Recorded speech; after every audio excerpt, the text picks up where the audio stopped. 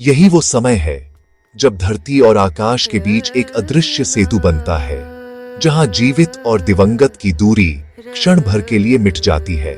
इस रहस्यमयी समय को कहते हैं पितृपक्ष, और इसी काल में होता है श्राद्ध, एक ऐसा अनुष्ठान जो सिर्फ अन्न या जल का अर्पण नहीं, बल्कि स्मृति, ऊर्जा और कृतज्ञता का संगम है।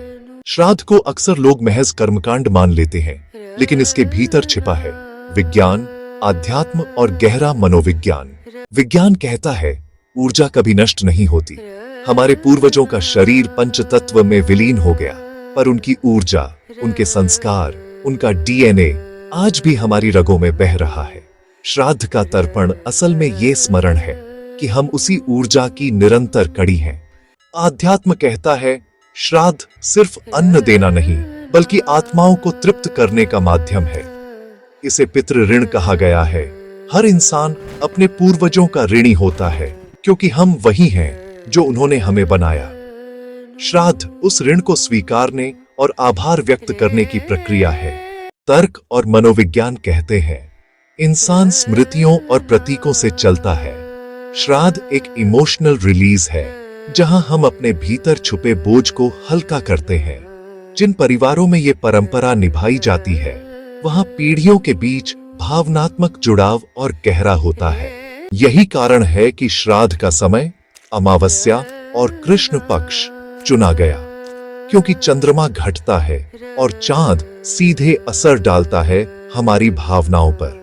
घटते चांद का सन्नाटा हमें भीतर झांकने का अवसर देता है, बाहर के शोर से नहीं, बल्कि भीतर की स्मृतियों से जुड़ने का।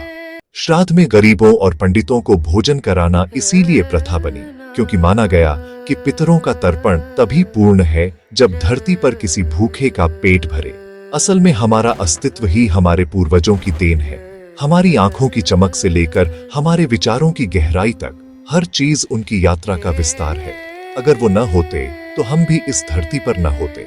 पूर्वज जड़ों की तरह हैं, गहरे, स्थिर और अदृश्य, और हम उनकी शाखाएं हैं जो फैलती हैं, हिलती हैं, पर हमेशा उन्हीं जड़ों से जुड़ी रहती हैं। जितनी गहरी जड़ें होंगी, उतना ही मजबूत वृक्ष खड़ा रहेगा। इसी तरह जितना हम अपने पूर्वजों को याद करेंगे, उतना ही जीवन की आंधियों में हमारा अस्तित्व अडिग रहेगा। हमारे जीवन के फूल उनकी आशीष है, और हमारे कर्मों के फल उनका आशीर्वाद। उनके बिना न कोई सुगंध होती, न कोई मिठास।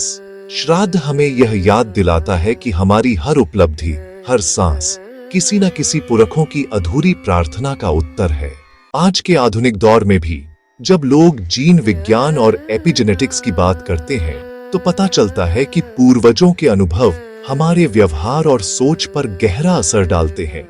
श्राद्ध असल में उसी अदृश्य धरोहर को सम्मान देना है जो हमारे भीतर ही जी रही है।